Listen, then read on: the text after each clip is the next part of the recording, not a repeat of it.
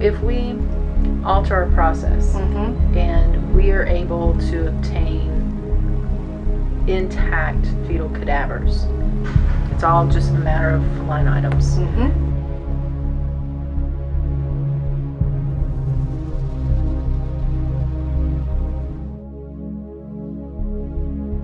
That would be $100 per specimen. 50 specimens per day would be $5,000 per day that Planned Parenthood was collecting from fetal tissue. Extrapolate that, $120,000 per month. That is certainly not recouping cost. In terms of areas that I can contribute to the organization, both locally and nationally, is diversification of revenue streams.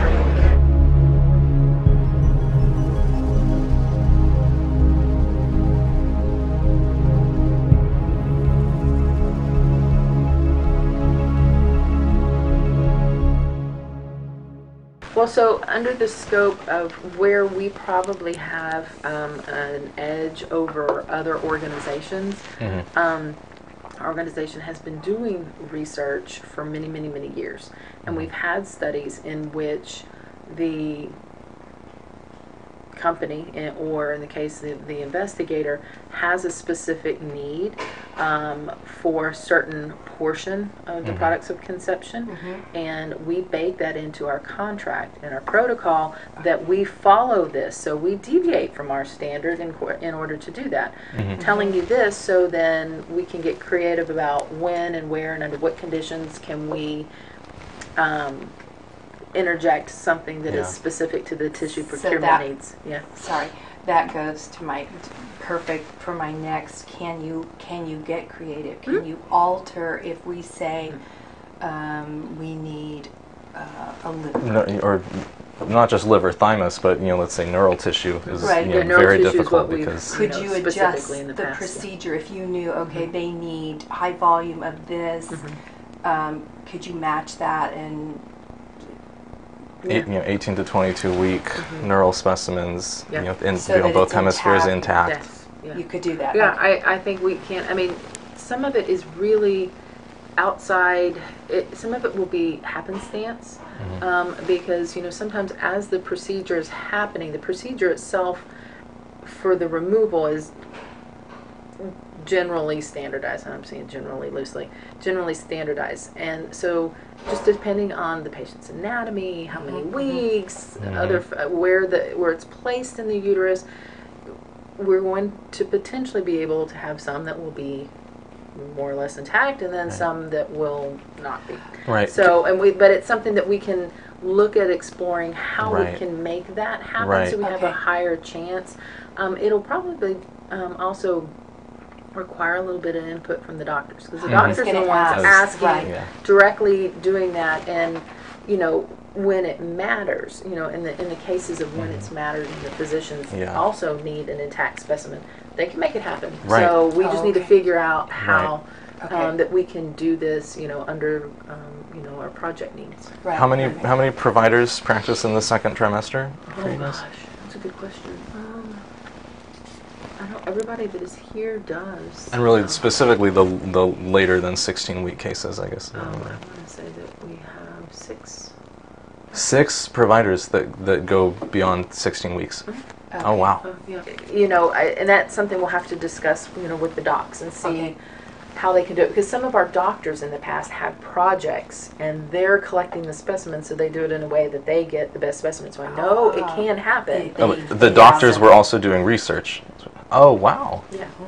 So, very good. I'm more on the business end of it. I know that just going with the history of what's happened and wanting to not have that happen again. So for specific specimens, the compensation would be higher because we know you're going to run into problems. There's going to be more. How do we frame that so that we're not saying we're giving a higher... we can work it out in the context of obviously the procedure itself is more complicated, so that anything that we integrate into that procedure without having you cover the procedural cost is going to be higher, Right. So right. Anything about higher gestational age, there's more opportunity for complication. There's more administrative time involved. Sometimes the procedures are longer. So then anything that we piggyback onto that for collection purposes, obviously, would have to reflect that additional time, cost, administrative burden. So that our compensation that's hired to you for our specific specimen intact could be built and that's into something that getting more information about it, as intact as you need, how we're going to do that. Then from there, when I'm working with our clinical trials and all of our additional specimen collection needs, I'm pretty bullish about getting as much information as I can prior to budgeting. Well, that your financial background, really, I think that's what you can see the benefit of this financially. Just having that background and seeing that there is it's gold out there. And it can be so beneficial. So I'm glad that you had that background so that you see the financial benefits of getting the right specimen and getting it intact. And if you have to change the procedure just a little bit within the framework that keeps it, we're all talking about it the same way in the right way. But that financial gain and to your staff just knowing this is the end. I think everyone realizes, especially because my department contributes so much to the bottom line of our organization here, even though we're one of the largest affiliates. Our research department is the largest in the United States, larger than any of the other affiliates combined. Wow. If that provider is needing to change the technique a little bit, and I know I'm going against my side of this, but I'm okay with, no, I want you to be paid per specimen, and rather than, oh, here, just ship this off. No, this is what we're looking for, and if you can do that and it compensates you and financially that's helping you to grow your clinic, I'm willing to do that. And so if we alter our process and we are able to obtain intact fetal cadavers, then we can make it part of the budget that any dissections are this, and splitting the specimens into different shipments is this. I mean, it's all just a matter of line items. And so what are they requesting just liver or liver thymus long bone? Everything. CNS, brain, kidney, thymus, liver, spleen, femur, bone marrow, hematopoietic stem cells from 14 to 22 weeks of gestation. They're going to engraft all of those or just the hematopoietic? Purpose and objectives. And they want it up to 22 weeks. Yeah, including CNS, brain. Wow, they want everything. See, so that's the thing. So for a study like that, if we could provide, just a whole cadaver, and then they can take exactly what they want with the full quality, and everything, that is actually going to be ideal for them. Well, it would make me very happy for us to finish up what we need to do, and I can put you in contact with them. And their range ranges 14 to 22 weeks is what they're saying. Yes. Okay. Oh, and I was wrong. They want 120. 120. This is huge.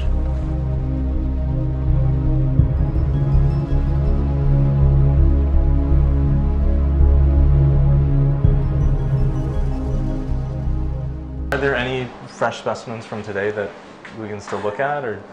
We had a really long day and they're all mixed up together in a bag. Yet if I would have known 10 minutes ago, I would have saved something. But if we could just, that doesn't, I mean, it's not like we need something today, but if we could get a visual today of it, that would be a good thing. Is that possible?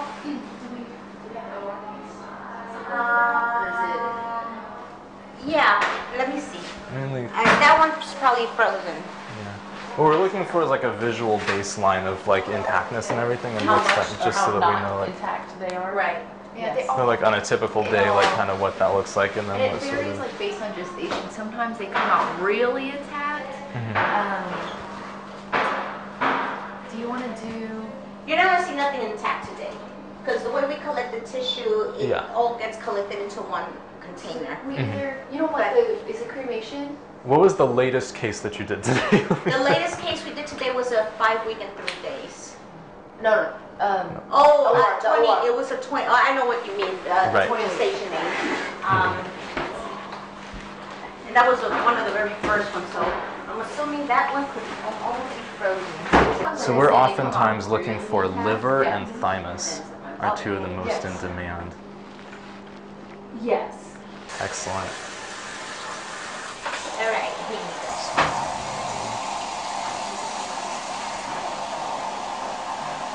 See now this. Sean, can you help me out? I think this is lung, right? I don't think this is kidney. Correct. Yeah, these are lungs because that's the trachea in the middle there. These are. So the intestines right here. Right here. See? Yeah. This comes out, like I said, the organs come out really, really well. Because you Right. see all the intestines pretty much almost like And this is a intact. big placenta right here. Yes. Do you ever see thymus? In this case is really important. Whenever we do like the 20, 22 weekers we do, you get a lot better. But it's difficult to find thymus at this gestation. Yeah. What is the age of this? This patient was like 18 weeks, I think. Is this? This is limb. Okay, Yeah. and this is like scapula. Yeah. The other thing that plays a tremendous part in this all is the dilation Exactly. that you've obtained. Exactly. And also how, for lack of a better word, how cooperative the patient is during the procedure. Oh, really? Are they under conscious sedation? Or Yeah. Okay. There's conscious sedation, but there's also times where it's just not. You've pretty much maxed out, and that's their tolerance. Oh. Sometimes it's a little bit more difficult. If you're completely relaxed, sometimes it's a lot easier to not do so many passes for the forceps. So it just really varies. And like I said, a lot of it does depend on the dilation that was obtained overnight. And like all of our procedures over 20 weeks actually go through a 2-stage dilation process. So usually like the cervix is, like for this procedure, cervix easily like at 3 centimeters. What we do in the OR is that we lay them out to account for everything before it kind of gets put back in the basin and just like sealed up and packaged up. Because we actually do a lot of collections for sexual assault cases. Kind of, but with that it's different. It's like some placenta and a long bone. But it's still very, it's very cleaned up, so it's different than this as well. So. These orbits are good too, and at this stage you start to get the retinal pigment epithelium, which is in the back, which is you've collected that before.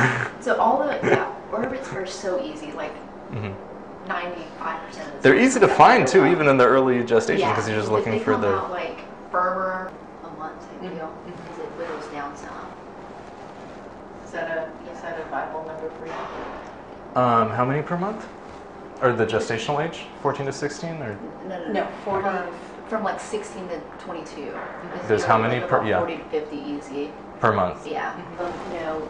Fellow Gamer Planning Fellowship in Columbia, the active researcher. So she's very well versed in what she needs to do. To just change up just a little bit. Okay. They've already talked with EPFA, Deb Nepatola, and the whole group up there, and because fetal tissue donation varies so much state by state, EPFA is moving away from a standardized policy. Yeah, so because I attended the patient service day, and Kristen Flood did talk about fetal collection and stuff like that, so Very interesting. Remember when I first got here, and it was, you have to have this form, it has to be like this. we had to have this particular consent form, very specific, but that's what Kristen was saying. Because they're encouraging more participation, but they don't want to get too into the mix of it. Interesting. Okay, cool. And any idea why the other affiliates in Texas think it's illegal?